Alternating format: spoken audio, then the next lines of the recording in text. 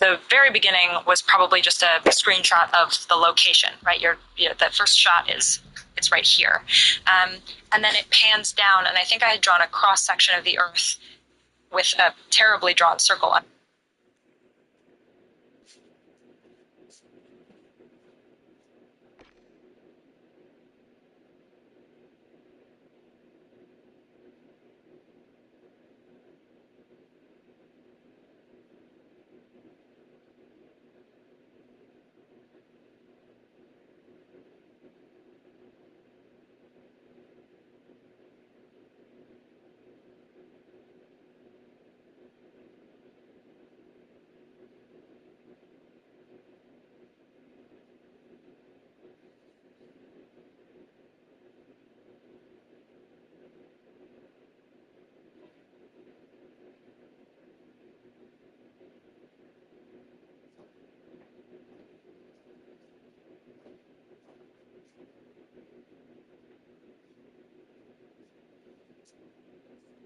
Dang, Michael Myers is in Call of Duty now, bro. What the fuck?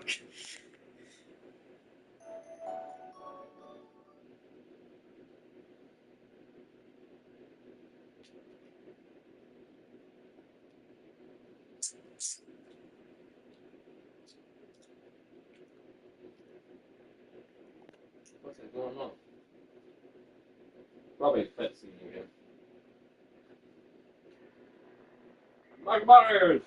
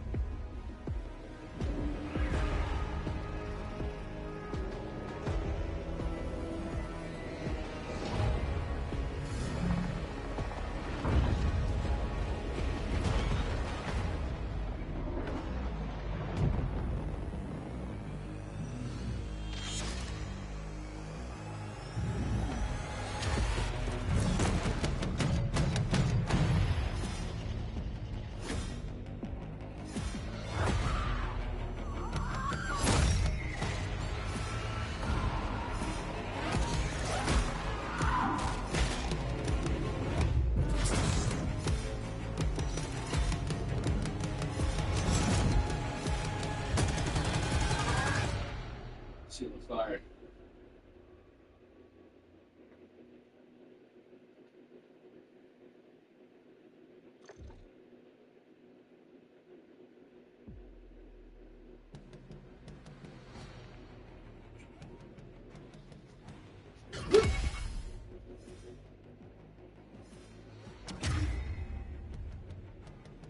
Shit. But yeah, in order to claim it, you gotta buy some shit.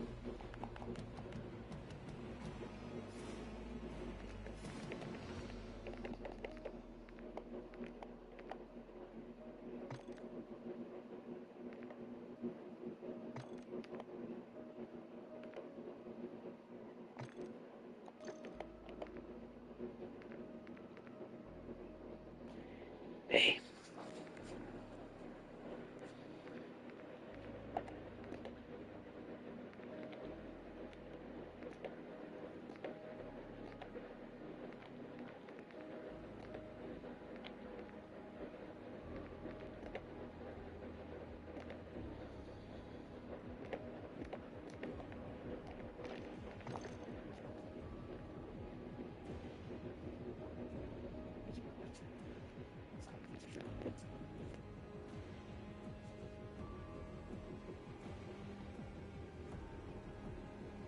With a terribly drawn circle underneath. Okay. It needs to, like, there are elevators that go down to the detectors. There are detectors, and it looks like a loop, and then there's another smaller loop.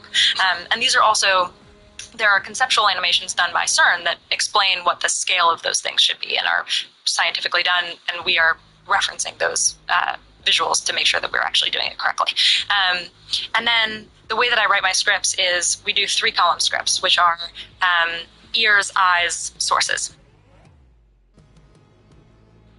And what that means is that for roughly every sentence, sometimes the sentences are broken up if you switch visuals mid-sentence. You have in one column everything that you're going to hear, and then in the middle column, this is where the meat of writing these episodes happens, you have all of the visuals in order.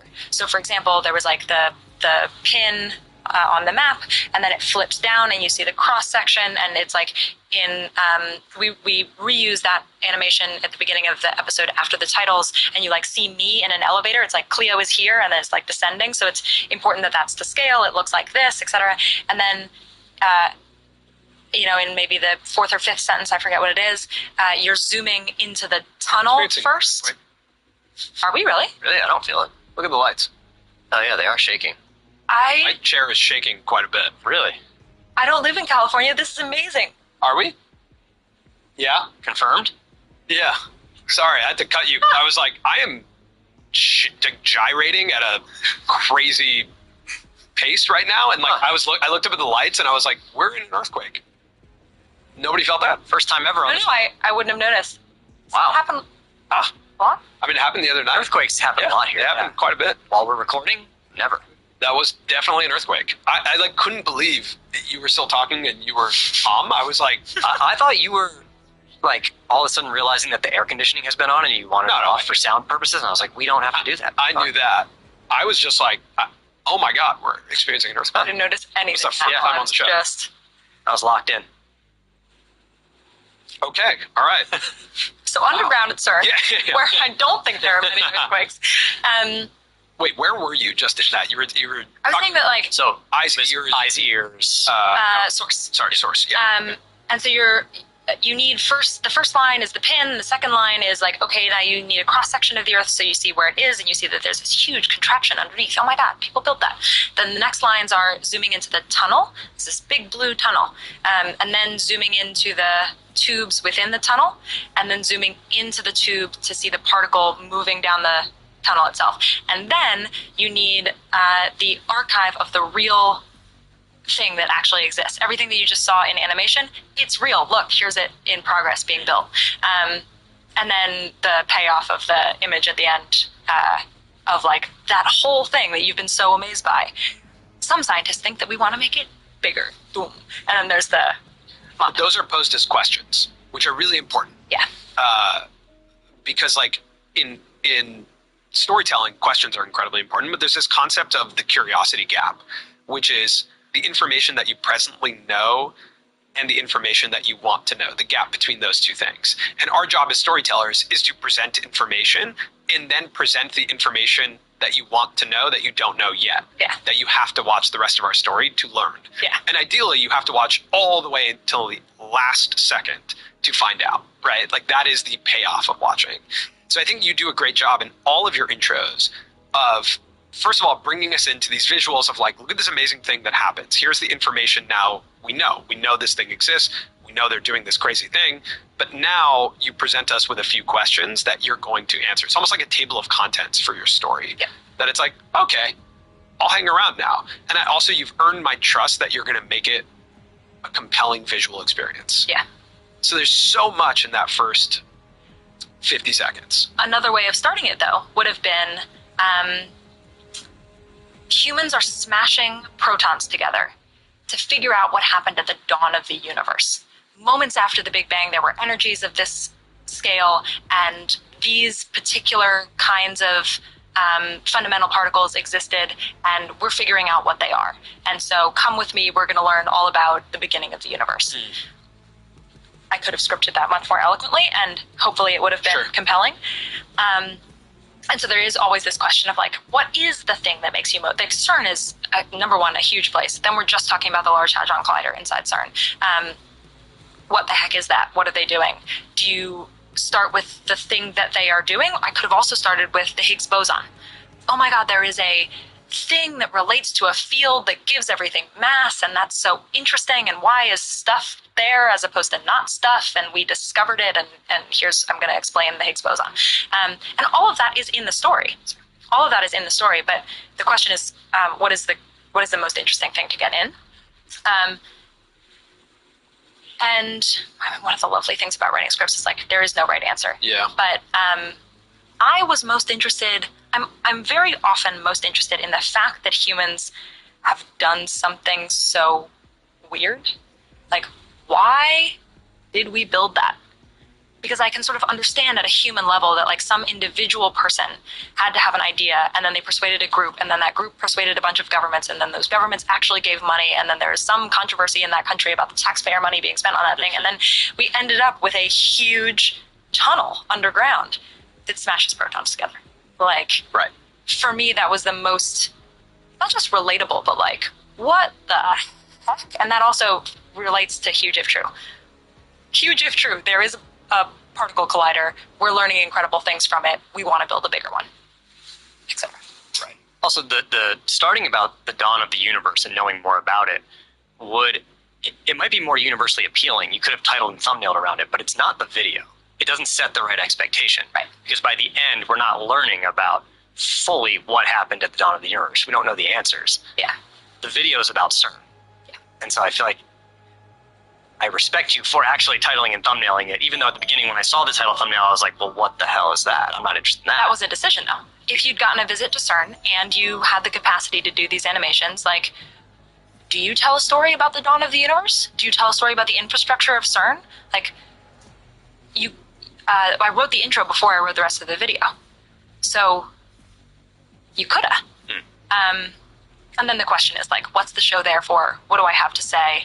And then the North Star is that I want it to be an optimistic show about science and technology and explaining how people could participate in making the world better. So every episode is like, okay, I have these ingredients. How do I do that well? There's one more deliberate choice that I thought about quite a bit after watching that, which is the choice that upon click, it's you in the hosting space in a kind of lighthearted, fun nature. Yeah. Because there's an obvious other version of that it just opens to the map animation. That's when the pace picks up. I feel mixed about that. Yeah, tell me. Could have gone either way. I'm not sure what the right choice is there. On the one hand, I do think it's helpful to be a proxy for the audience. I really consider myself like a secondary character that's taking you, like sort of like the Magic School Bus. Sure. Like it's taking you through lots of different topics, and that continuity is helpful. On the other hand, like, why would the first frame that you see be me going like this, Saying, and then all of okay, a sudden, ready? you're like, what? Of course I'm ready. I just Yeah, clicked on just the click video. on your video. I think it's- so it could have gone either way. No, I think it is really important. I think it's about expectation setting. Again, of there is a human here who will bring me through this experience. Yeah. And there she is. If I'm in the room making that decision, I would vote for it. And a lot of that is because I think, like, we say this term all the time in our office, but people follow people. And I think that it's really important that, like, yes, Huge If True is IP, it's a concept. You know, is there a world where it's another host in 10 years? Maybe. Is this a franchise show? Like, maybe. I think it has a lot of the ingredients. But right now, there are two brands being built. There's Huge If True, but more importantly, it's Cleo Abram. If I'm in the I feel room. pretty mixed about Yeah, that. if I'm in the room. So, yeah. Yeah. What do you feel mixed about there? Because, like, the channel is called Cleo Abram. It's not called Huge If True. That it might be better if it were. I'm not sure about that decision. I think on the one hand, I think I am a helpful proxy for the audience. And again, with this continuity of the secondary character, it means you can bring in more interesting primary characters in every episode if you have that reliability. And I do think that that's something that begets a community. Like there's something that I think works because it's like, I trust this person's voice. I trust their taste. If she's interested in this, well, I was interested in her description of Formula One, and now I watch Formula One, so maybe I would also be interested in CERN. I've never thought about that before. And I think that's a lot of what I get from this podcast. It's like, I trust your judgment on who to talk to. And so I come back over and over again to hear from that person, whether or not I've heard of that person beforehand. And also, the best part of this job is that there is an infinite well of interesting primary characters. And I want to make a show about that and not about me. And so that is a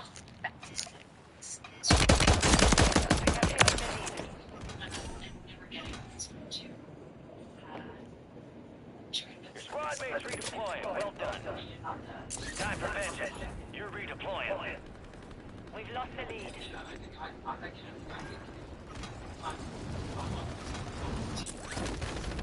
You've got reinforcements inbound. Enemy soldier incoming. You're down one squad. Redeployed fast.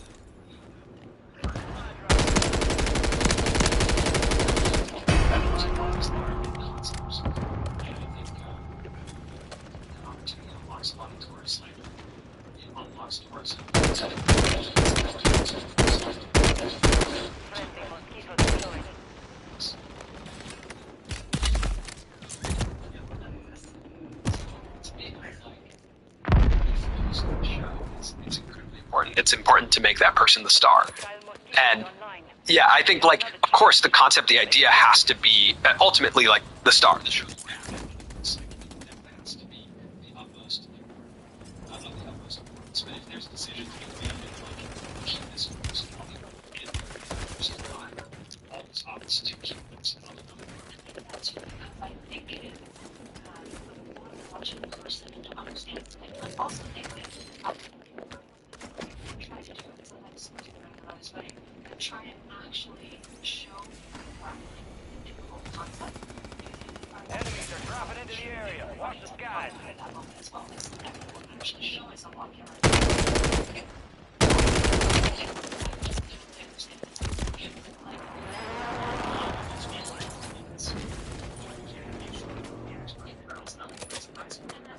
You're back on station. Go get after it. First one is lighting behind. Just not directly from this lighting minutes. And why am I the one who's lighting? So I can say, well, You got a good thing coming in that supply drop. Okay, mark the supply drop, soldier. definitely agree that everything is strong function for it. Watch that video. There's a better where you're explaining the size of right. And you can press Enemies dropping into the AO. right. Trophy system out. Press this like the earth. Yeah. As you get smaller and smaller and smaller and smaller and smaller. Hostile counter UAV overhead. Short lines without, when you're working as a studio, just medical problems on the house.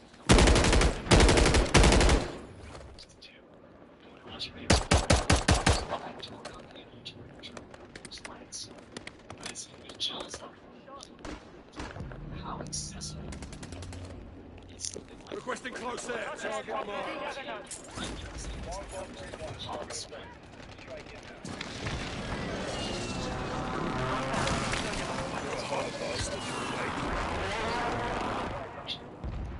Enemies are dropping into the area. Watch the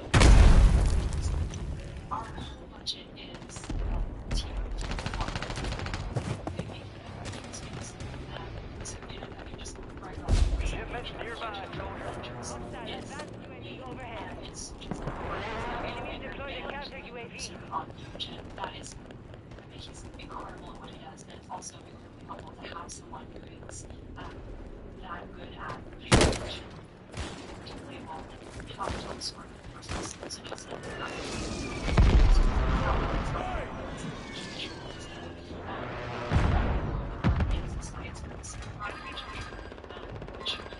Your squad mate's back on station. Good work. Our goals and deeply explaining Hostile Guardian has been deployed. Supply drop's incoming. Take it or leave it. Enemy soldier incoming. Hostile Guardian is active. Hostile advanced UAV deployed. accurate information and everything better explained in our expertise. And that's a huge part of what makes CG good and trustworthy as work.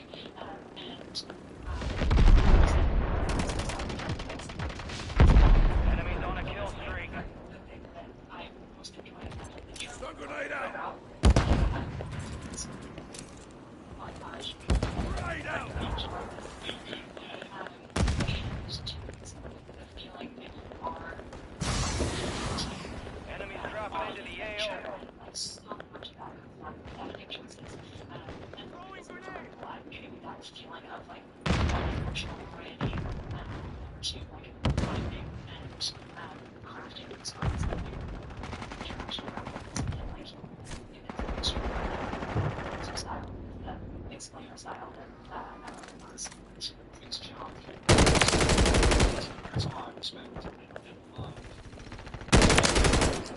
teams that are You're near a portal, soldier. just to today. So those some content is being created by people just You got reinforcements inbound.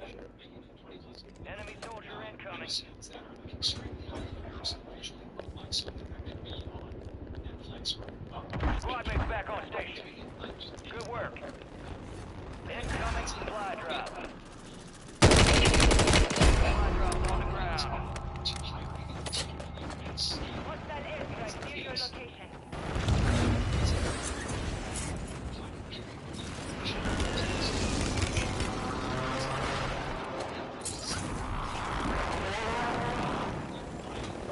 that to me is the worst thing. Squad mates redeploying. Well done.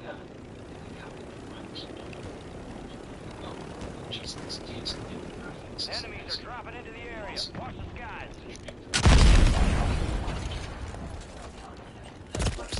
Taking fire! On the water tower. That I wanted in the show. I am an editor and an animator in my work at Vox. I was never excellent at either of those things, and so the opportunity to hire people that are significantly better than I was and am is just like the best thing about making something better than you could make alone. And so in a lot of their cases, in every one of their cases, we worked together on an individual episode first, Interesting. and then they came on full time.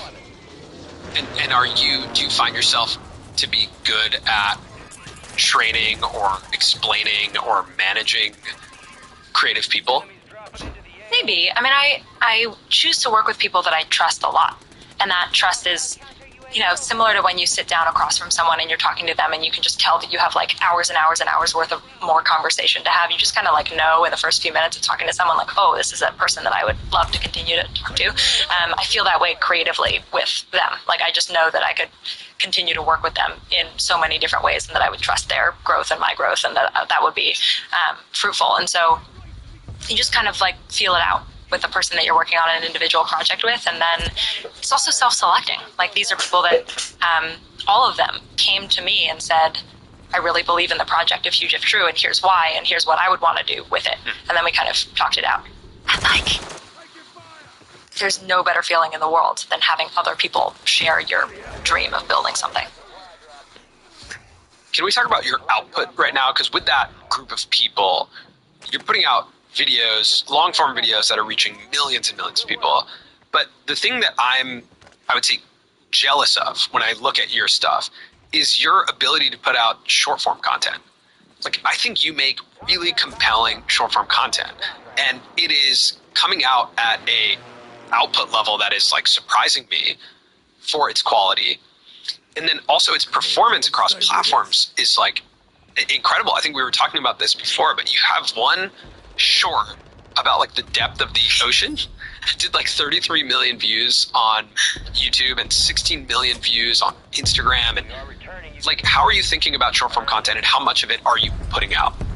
I love short form. I think short form is really fun creatively. I think it offers a escape valve for a lot of the creative energy that you have and topic kind of anxiety. Like a lot of it can come out in short form. There are three things that we use short form for.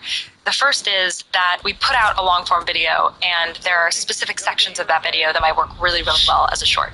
And sometimes you can tell, I mean, in a long form script, you can tell when you're doing this structurally. Yeah. For the podcast listeners, I'm making little loops. That means that it might be a good short. Maybe one or two of those loop turns. So like, how deep is the ocean? Like, that's a good short. And then the other thing, of course, is it a good visual? So like there's one key visual in that short. It gets deeper. You see how deep it is. Squad mates redeploying. Well done.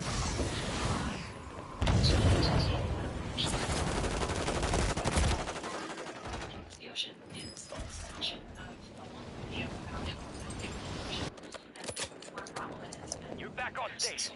Go get Us and the ocean floor in many places, and how the heck do we use satellites to understand what's at the bottom of the ocean. And well, it turns out there's a difference in the surface when there is a trench or a mountain. Holy cow, I had no idea. How do we measure that with satellites, et cetera, et cetera? Like, that became its own little short. And so there are all of these explanations that could get their own moment if they're also published as shorts. And sometimes they do even better than the original video that was very long and kind of requires so much attention. So that's category number one. We're taking sections of long-form videos and making them into shorts. Category number two is we are experimenting with ideas that could be long-form, but haven't really, like, it takes us at least a month to make a long-form video, often more than that. And so the question is, what should you spend your time on? And one of the ways that we do this is we'll say, oh, explore that as a short.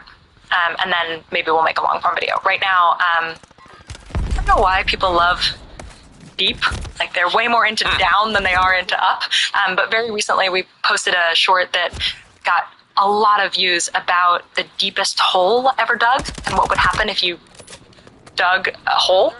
I think we should watch it because we have it queued up. So Do you really? we may as well. It's only 60 seconds. Sure. We may as well watch it and then continue to talk about it. If you've ever thought, what if I just dug a really, really deep hole? That's what the USSR did right here. That hole is 12.2 kilometers, or 7.6 miles deep. That makes it deeper than the Mariana Trench. It's deeper than Mount Everest is tall. The USSR dug it starting in 1970. It was part of a race to see who could retrieve a sample from the Earth's mantle first. Kind of a space race, but the opposite. The United States only reached 600 feet before pulling funding, but the USSR kept going for 20 years. They made it about a third of the way through Earth's crust before the temperature got a lot hotter than they expected. Their drill bits started melting, the rock was so hot it was like plastic. But along the way they invented all kinds of drilling and scientific equipment that we still use today. They found fossils of organisms dating back 2 billion years and discovered that there was water much deeper than previously thought. It's crazy though that the deepest hole humanity has ever dug is still 0.002% of the way to the middle of the Earth. There's so much that we still don't know about our own planet. If you like optimistic science and tech stories, follow more.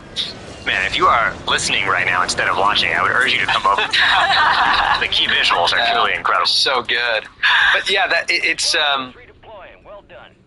so interesting. We have this thing that we just say, like, when we're editing long form podcast or a podcast between me and Colin, we just watch it and we go, like, is it interesting or is it boring? Like, in every section, right? And we just try and have a gut reaction to, like, is this interesting or boring? And if it's boring, we cut it. If it's interesting, we keep it.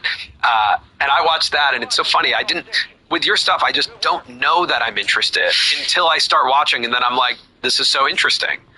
That's what I find so fascinating about what you do.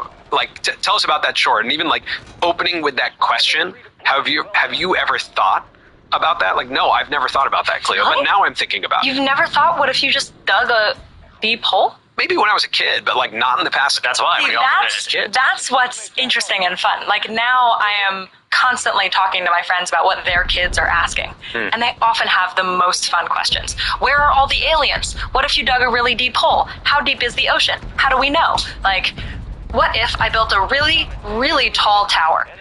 Like, all of those things are real ideas that I think I should make. Yeah, that's a good point. Like, we lose our ability to ask those questions as we get older. So that is interesting.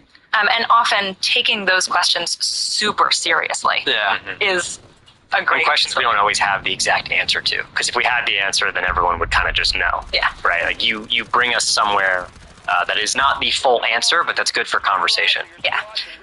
On that one, I will issue a small correction.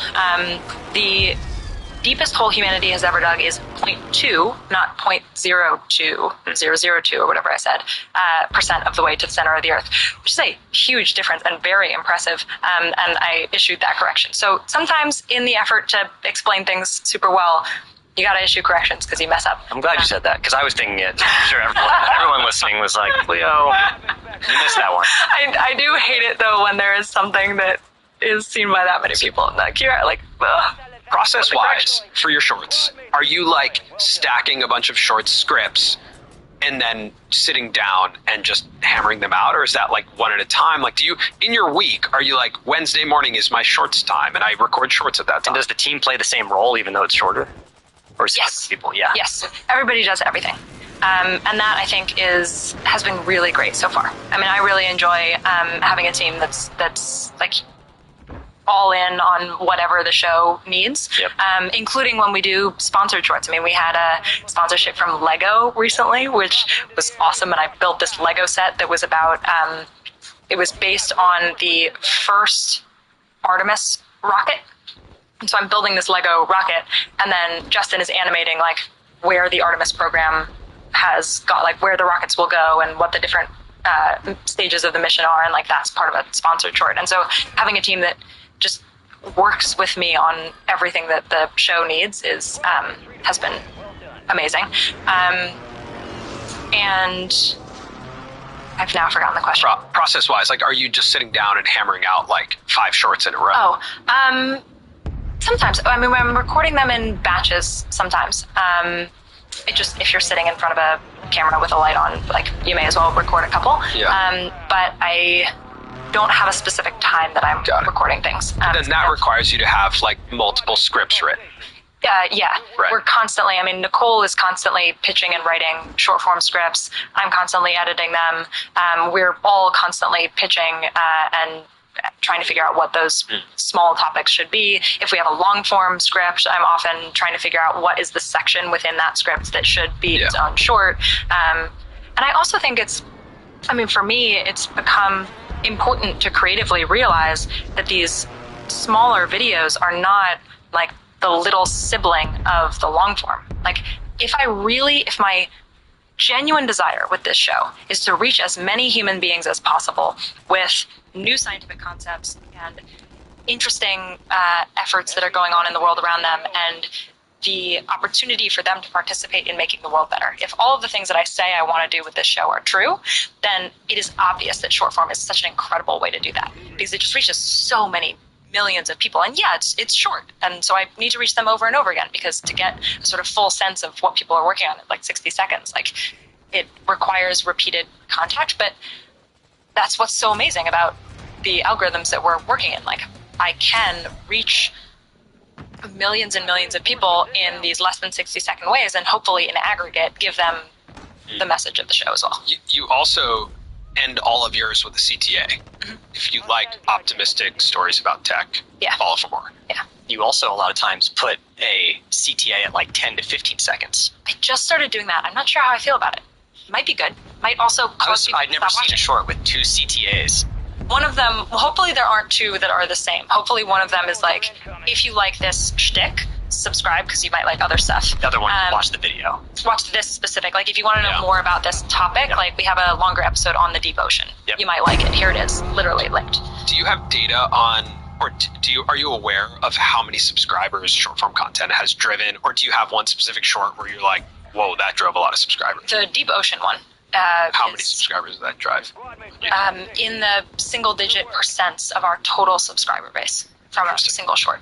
I don't know what it is right now, and it changes depending on what else is performing well, but like, that was a huge deal. And I think one of the things that is great about having a specific show is I'm pretty sure that if someone likes that short, they'll also probably like our long form episodes. Maybe they're not going to watch them right away because people have different attention modes, but I don't think there is a human being on the planet that only watches videos less than 60 seconds. Like, at the very least, they're also watching movies or whatever it is. And so I would hope that a person who's interested in that mission in short form is also interested in that mission in long form. But you have to align them very tightly. Yes. Like, you have to, like, even your visuals are so similar. It's the same host, same visuals, same concept, same explainer style. Like, it is all, it's actually a ladder up system where it's like, if I actually like these, I actually will like the next thing.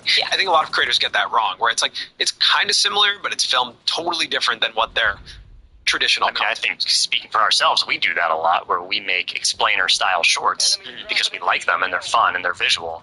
But we're actually sending people to long-form podcasts. Right. And those don't align.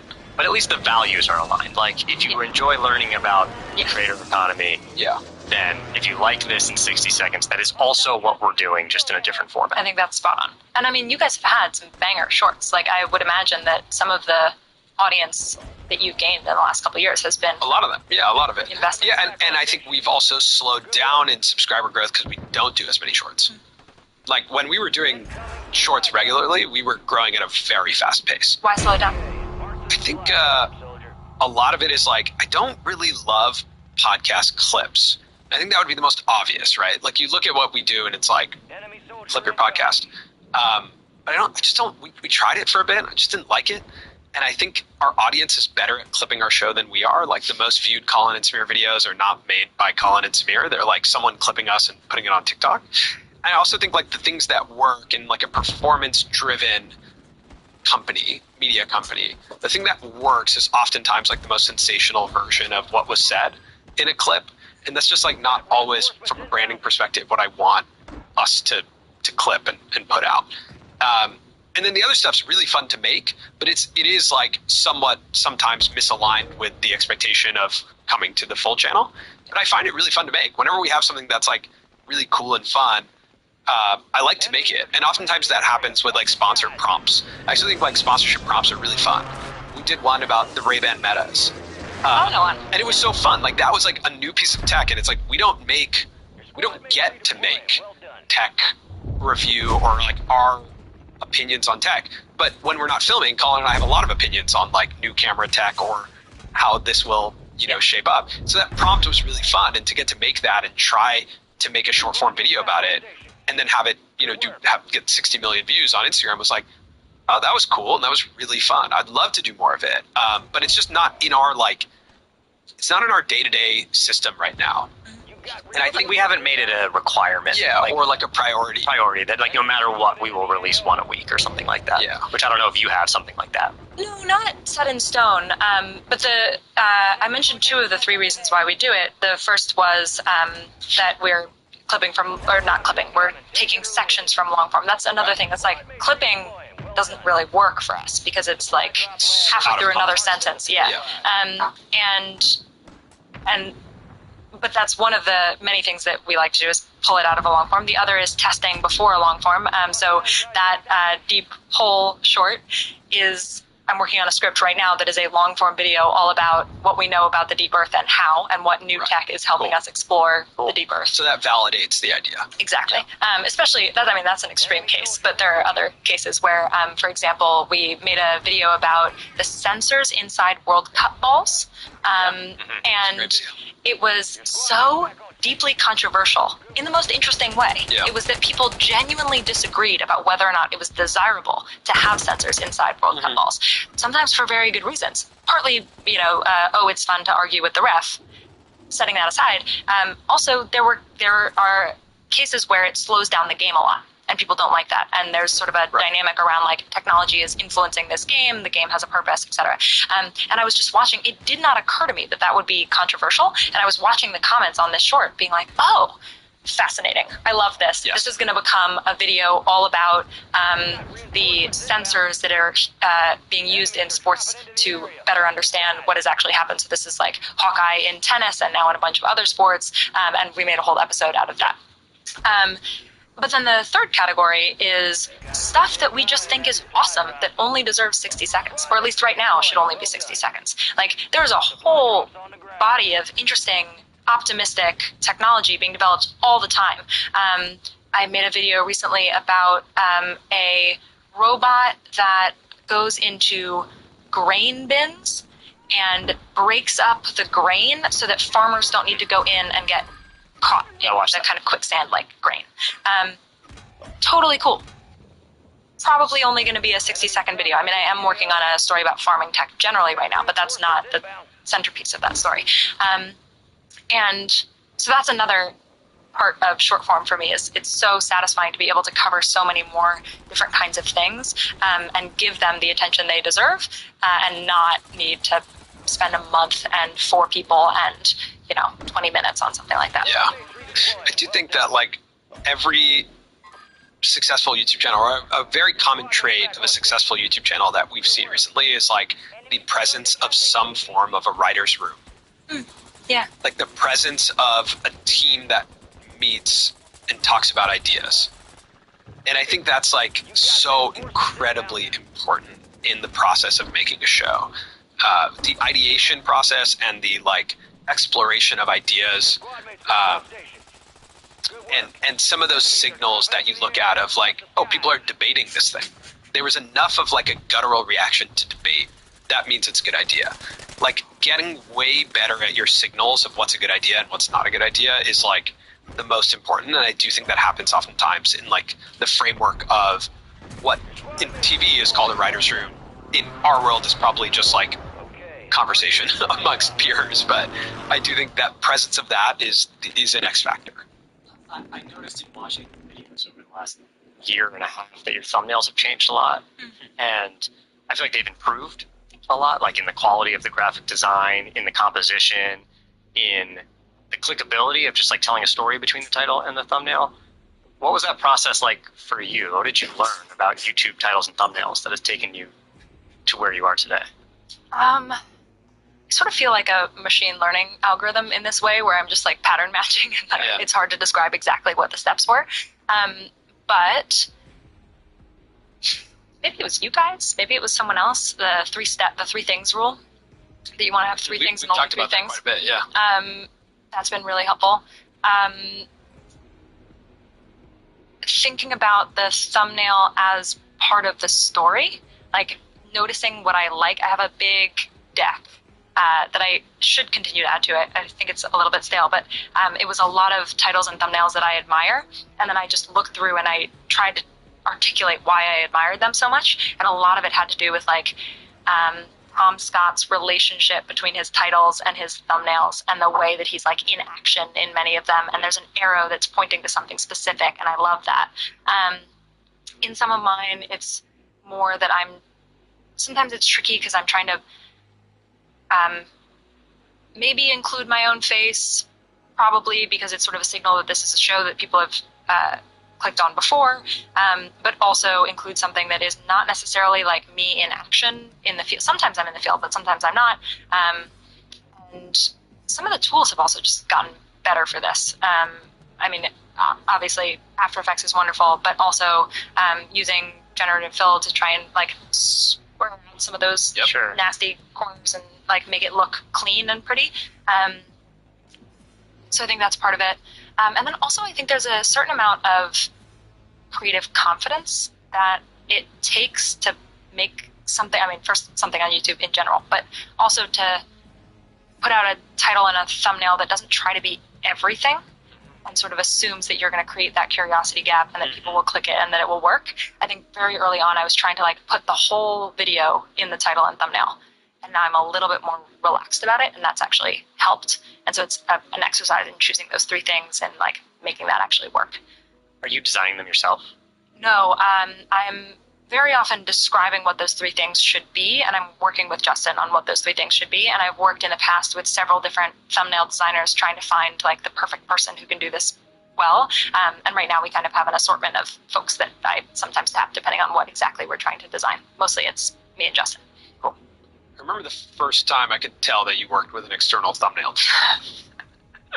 And it was when like there's like a face smoothing thing that all classic YouTube thumbnail designers do. Gotta get rid of that. Do you know what I'm talking about? Yes. Yeah. Yes. And that, I don't remember what thumbnail it was, but It's probably the Formula One one. Yeah. Yeah. and I looked at it and I was like, whoa, Cleo's face is very cartoonish. You know, like it was like that's like the thing that became. Should I keep it or should I take it away? Is it like, I mean, do you not A/B test? I do, but not the smoothness of my own face. Sure. So we will go back if we made a thumbnail that like actually worked really well, but is a bit off brand. Yeah. We will go back and change it to something more on brand after a few weeks. Yeah. Yeah, and I think that's like that for us. We're like so adamant about brand, and like when you look at our channel, what it looks like, and sometimes the thing that's most on brand for us is not the thing that's going to generate the highest click-through rate. Yeah. And that's a hard line, right? Because like there's one school of thought that's just like just optimized for what's best. It's another school of thought of like we're building a brand. Yeah. And brands have values, and you know, yeah. So that can get I hard. think about that all the time. I can feel the decision every single time of how I should frame something Yeah. and which title I should choose. And that feeling of like, I'm pretty sure that this one will perform better, but it is not huge if true.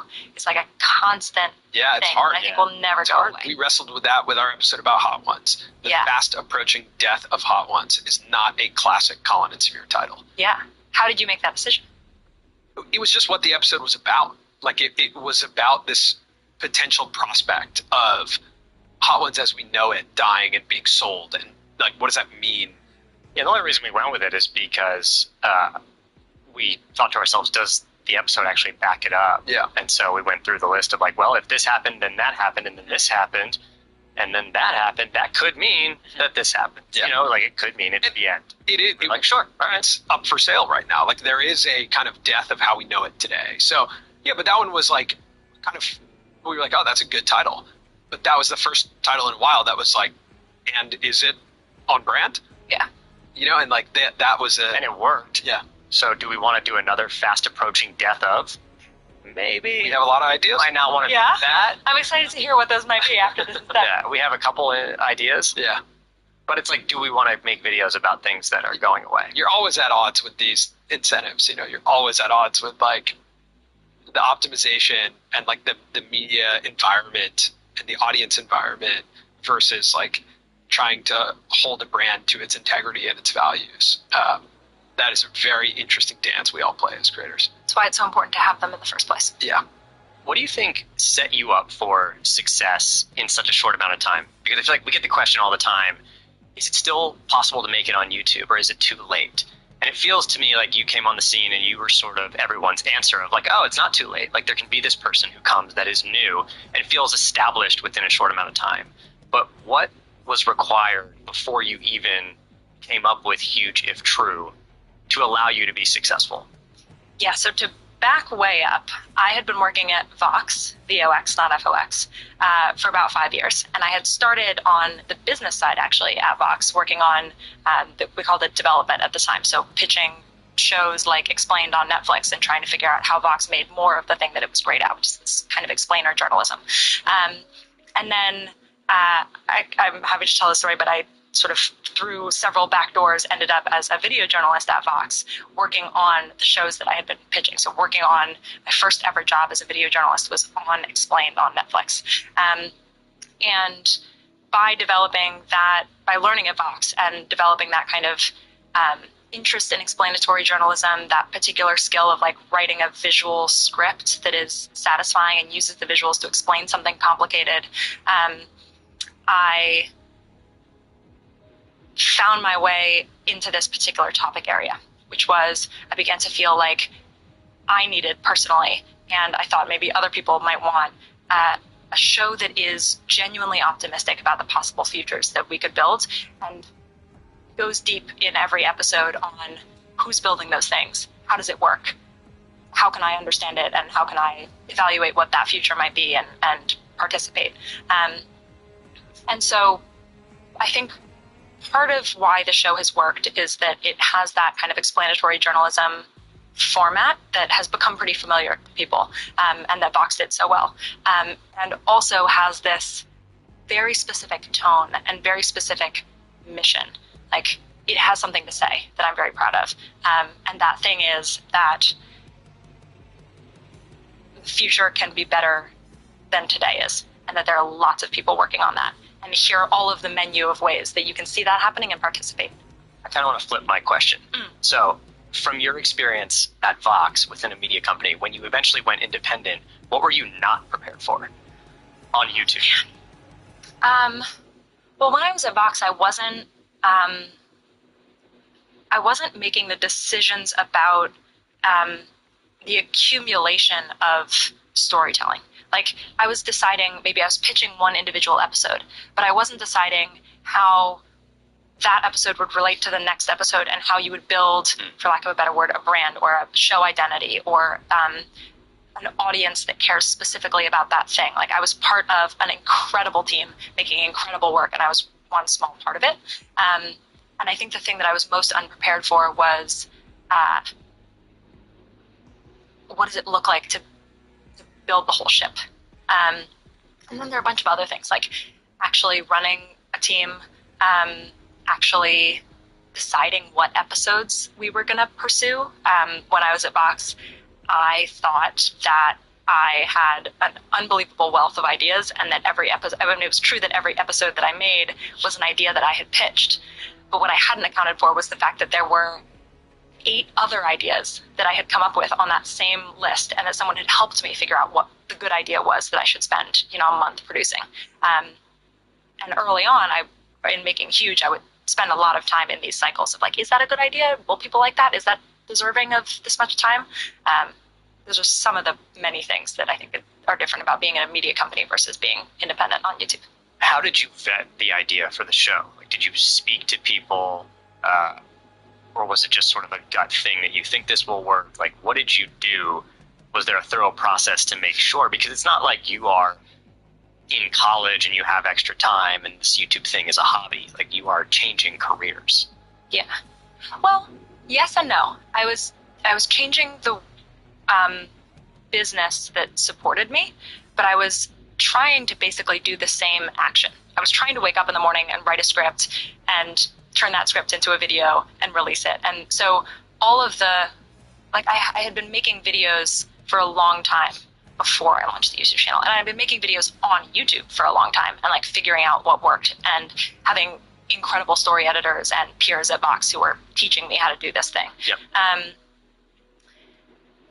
And so what really changed was, and I think your question is like, why did you have confidence that this show was what you should leave for? Or just was there a process for vetting the idea? Because of the fact that you started with a show and it is kind of rare. Of course you have the background at Vox, you have the experience, but you know, optimism on YouTube is not necessarily like provocative or well suited for viewership. It would be my assumption before. It's like, okay, yeah, but like good news doesn't travel very well on the internet, so good luck. Yeah. Would be my natural skepticism to the idea. So did you think about that? Did you speak to anyone to get a second opinion, or was it just like, no, I have the conviction here that this will work? Oh, I was thinking about it for months and months. I had lots of doubt and talked to all of the people in my life. If you were to have coffee with me or dinner, I would have talked your ear off about this idea. When you're feeling something that strongly and you want something that strongly for yourself, it's often a good sign for both creative people and people starting a company that other people might want it too. And I just realized from this experience of watching all of these people sort of doubt whether or not they wanted to have kids and think about the future getting worse, I began to notice those feelings in myself really strongly. And I began to notice the way that I would read headlines that would seem extremely negative, and then the article would be somewhere in the middle. Or I would notice my own pressure on myself, expecting what the audience would want, to put a more negative frame on the story that I was writing. And I don't want to imply that anyone was doing that to me. This is a like prediction that I had about what people wanted. And you're right, it was very negative.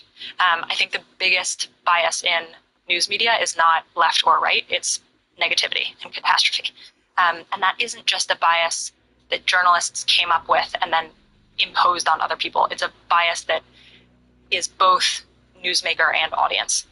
And people in media have never had better tools to more deeply understand what people want from them. And often what they want is the scary thing. And that's hard for me because that also puts the responsibility on me as a news consumer. And I wanted to make something that helped deal with that. You had a really interesting term in your launch video, your first video, which was lucrative fear mongering. Yeah. Like there's a lot of lucrative fear mongering out there right now, and like your show is kind of in opposition to it, or like it offers a different tone. Yeah. And I thought that was really interesting because I do think that as the internet and the ad economy has, optimized and incentivized for click-through rate across everything, every type of whether it's a YouTube video, a podcast, or a news article, like we are all optimizing for click-through rate. And so like, of course, if you just go by like straight up what is working, it will go in the direction of fear and negativity. It's much more interesting to click on that than it is to click on something that's just good and optimistic at scale. So I was curious about why not pitch this to Vox? And like, what did the compensation structure look like for talent at Vox? Like, how are you incentivized to stay? And why weren't you incentivized to do this inside of a media company like Vox? I think there are a couple of things going on. I think the first is that media companies are full of at-will employees that make great work in lockstep and contribute as a whole to a great brand, which I think Vox is, and that was my experience at Vox. I think that there's one of the wonderful things about independent journalism and the sort of rise in opportunities for journalists is that you get these kind of weird looking flowers, that like there's an opportunity to make something that is a little bit more different than what you might be able to make if you're within a company that is all making things in lockstep. And I felt just creatively that Huge If True had something specific that I wanted to say, and that I wanted to say it on my own, and that I needed the room to iterate pretty quickly and be a little bit more pointed than I might be otherwise, and experiment creatively with this specific message, which is that lots of the work that I'm reading is giving me one specific tone, and I want to offer someone something different in optimism, in the ability to see how they might participate in making the world better, in all of these things. And I just didn't think that I could have that kind of creative freedom and that kind of ownership at a media company. And then the question is, why not? I don't think media, I thought, and I do think that there are people working on this. I think Johnny and Iz Harris are building a company where there might be many weirdly shaped flowers, and they might have an underlying support system. And I'm very excited about that kind of media company in the future. But right now, most media companies are not very well equipped to be like, okay, you're going to go launch your own channel. We're going to give you a salary or healthcare even. You're going to own your own IP. You're going to make revenue in some revenue share. And you're going to make something that is tonally very different from what we're making.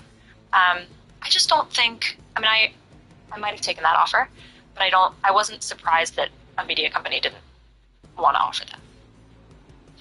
Yeah, I find it interesting because I think, like, obviously we've seen the dramatic kind of fall of a lot of media companies, right? The BuzzFeeds, the Vices of the world, those, like, didn't work after a while, right? After the revenue pressure got really high, after they raised a ton of money, all the talent left, right? And I'm so fascinated by the incentive structures of keeping talent within the context of a media company. And I actually think that maybe in like the cyclical nature of the world, I don't know that every creative person who's excellent at making videos is built to do it independently. So I think there's going to have to be some level of correction over the next couple of years of like, how do you then take some of those people who are excellent at making videos but don't want to do it independently? Where do they go? Yeah. Right? Like, do they go inside of your new media company, or do you even want to start a media company? Do they go inside of a company like Mythical? Like, where do those people go who are just excellent at making videos? And I don't know the answer. And I'm curious about like the future of media companies as it pertains to YouTube creators. I think that could be a very possible and very cool future. Like, I would be so excited about a future where lots of journalists have the opportunity to build a specific kind of IP that they're really excited about, like I was super excited about with Huge, and then share some kind of infrastructure, whether it's, sourcing ad deals or, legal review, Totally. or, even like on the creative back end, some kind of editing help. Like, there's so many infrastructure things that are at a media company that are unbelievably great. Even just, and I think maybe most importantly, the support of other creative people looking at your stuff and saying like, here's what I'm most curious about. Here's why I like, I mean, that's why it's been so important to me to build a team around Huge If True. Yeah. But I don't think it exists yet at scale. I mean, I can't think of a company that works this way. I think part of that is maybe just an acknowledgement of the way that media is working now. Maybe it's just growing pains. Maybe it's turning a big ship. Or maybe it's lots of things I don't understand about the way that a media company works and makes money. And, I'm sure there are lots of good reasons why they don't want individual YouTubers going out there and, representing their IP and building their own thing and owning it. But that's definitely the media future I want to live in. How did you actually go from the business side of Vox to the creative side? Because we worked at a media company for a number of years. I don't think I ever saw anyone that was strictly on the business side, whether it was like development, sales, things like that, cross over to the creative side, although I bet some of them would have liked to. And I would imagine like people are listening right now who are not in creative positions but would like to pursue it. How did you actually make that jump? Several backdoor slides. First, I was working on the marketing team originally at all of Vox Media. So there was Vox Media, and then there was the individual brands, Vox, SB Nation, The Verge. And most of the infrastructure for marketing, but also even development at the time, was in the Vox Media umbrella. And I was really excited about Vox specifically. So I was working for Vox Media. I really wanted to work for Vox. There was a person who came in around the same time as me, Andrew Golis, who was the GM of Vox at the time, and that meant that he was working on the business side, but individually within the Vox editorial brand. I really wanted to work for him. So the first thing that I did was I noticed that there was an open desk next to him and the video team and this pod that they worked in. And I just decided that that was now my desk. And I went and I sat next to them for 6 months. And, I was getting all the same work done. Nobody really cared where I was sitting, but the constant proximity to people that I wanted to work with led to eventually him or someone else saying oh, you've been could you help with this? Or I sort of became the go-to person within Vox Media for some of these things. And then, it would be great to have a more junior person on the business team within Vox. Maybe that could be you. And then I kind of moved in underneath Andrew working on the business team at Vox, which was kind of my first big thing. But at that point, I think that I wanted to be helping run media companies. I think that my goal was to be on the business side of Vox.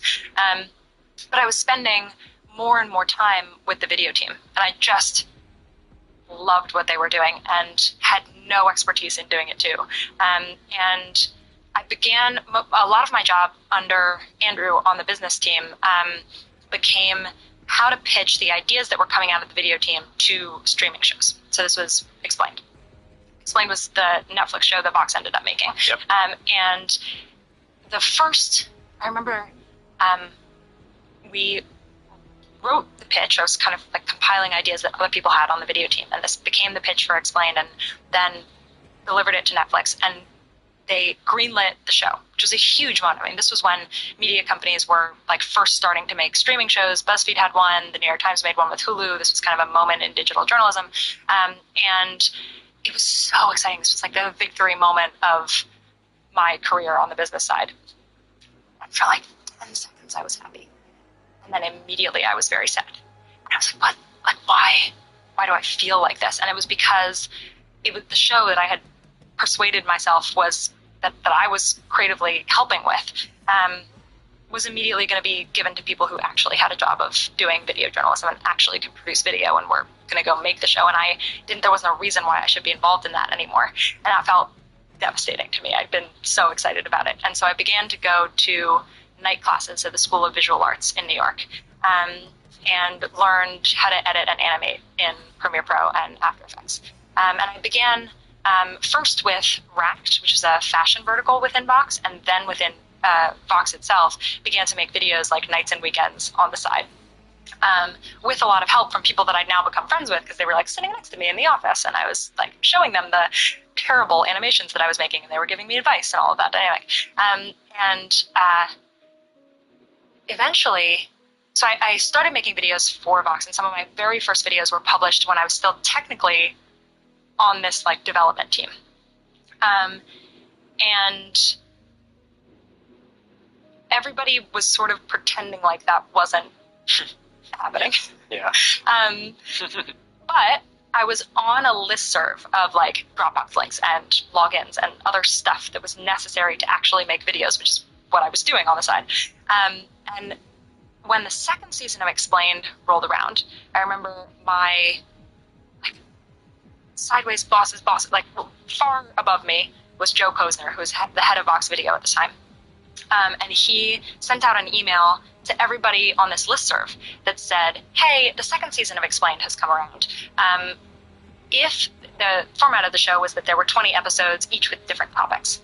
And he said, if you pitch an idea that ends up getting greenlit by Netflix, you can produce it. You can be the writer and you can go work on the Netflix show, which required kind of taking time away from Vox and going and working on this show separately. I knew that this email was not meant for me. Like, this was he thought that he was talking to the video journalists at Fox. But technically, I had gotten the email. And so I wrote up several pitches. I think I wrote 4 and sent them in. Just kind of, why not? I spent a lot of time on these, like really was proud of them, and then sent them in. One of them ended up on some list that made its way through Vox and ended up getting greenlit by Netflix. It was Diamonds Explained. Oh. And when they looked back at who had pitched these ideas, to Joe Posner's credit, he did not take it away from me. He did not say, I didn't mean you. I meant all of these professional video journalists who are working on Vox in this way. Like, we'll give it to one of them. And basically the rest of my career is thanks to the fact that, like, I pitched it and he didn't take it away from me. And then I went on to make it at Netflix. It's a great episode. Awesome. I've seen that episode. It's really good. I never knew that one day I'd be sitting down with the writer, producer of that episode. I think I also did another episode that I did not voice, but I voiced that episode. I did the narration on Netflix. Wow. That's a really cool story. Thank you. And That was kind of like backwards. yeah. It's a real lesson in how it's not always an immediate playbook, especially in like new digital modern careers, of how to get the job you want. Technically, I was taking a sabbatical from the business job when I was on Netflix, and it was only like through doing it well that I kind of earned. There was a question of, like, not only would I not earn a place as a video journalist, but I might lose the job that I had because I had so clearly said, I don't want that. I want to do this instead. So in this concept of like producing videos, pitching ideas, when you look at like the difference between what you were making at Vox or for like a Netflix Explained, like Diamonds Explained, that's like a universally interesting topic that a lot of people are, deal with on a day-to-day basis. When you look at what's happening on your YouTube channel, there's some deeply personal topics that you get into as well. Like, you made a video about freezing your eggs. If you pitched that video at Vox, would it be greenlit? Because that is also, like, fertility is a huge subject matter. What would be the difference between those two? How would the Vox editorial team react to a pitch like that? I think that almost every topic could be covered, but it would, at a media company versus independently, be covered pretty differently. The first time I really felt this way was both fertility topics, but the first episode that I made about this general topic area was actually artificial wombs.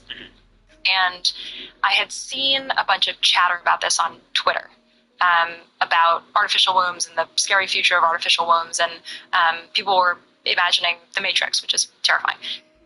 And at the same time as I was researching this, I needed a surgery to preserve my own fertility. I had a cyst on my left ovary that was causing what's called ovarian torsion, which I explained in the video, but it potentially cuts off circulation to your ovary and could cause you to lose it.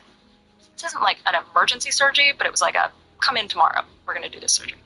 And it really changed my opinion on how important it was to have technology that made it easier for people to have kids. Like, I was really scared that I was going to lose some of, it wasn't, it was one ovary, not two. Like, there are reasons why this was not, like, the end of the world for me personally, but, like, it was scary, and I had a sort of personal evolution in how I was thinking about this. And if I'd been at a media company, I don't think that I would have included any of that. Like, it might have come through in the way that I was telling the story, but I would not have told you, I'm getting this surgery. Here's what's happening to me. Here's why I'm afraid about my fertility. Here's, like, how this relates to the story that I'm covering and how it changes my opinion about it. But independently on my own YouTube channel, I just included all of that. So there's an explanation of, there's like a day-by-day progression in my research of artificial wombs, my personal surgery, and then my reflections on the way that technology is helping people maintain fertility and have the kids that they want to have. And I was so proud of it. And it was the first time that I really felt like I was doing something that could help explain something by being a human being on camera, and combining what I think is best about YouTube. It was very vloggy in some cases, and actually using that to make the explanation land better. A lot of the comments that had been on Twitter that I had gotten so interested in about, like, oh my God, this is like The Matrix, ended up on YouTube being like, I'm still scared of that future. that seems bad. Also, it seems like this deserves a lot more research and a lot more attention, and like there are people working on technologies that can make it easier to have kids, and like that seems good. And so the reflection, like a lot of men saying, oh, I hadn't thought about the fact that you might feel that way, like thank you for walking me through that, and that was really meaningful to me. And then fast forward, I went through the egg freezing process, and that is also, I'd seen excellent explanations of the science of that from doctors. I'd seen really wonderful and emotionally compelling walkthroughs of that from people that I respect on YouTube and on other platforms. But I hadn't really seen someone try their best to combine both, and in doing so, give more weight to the science and also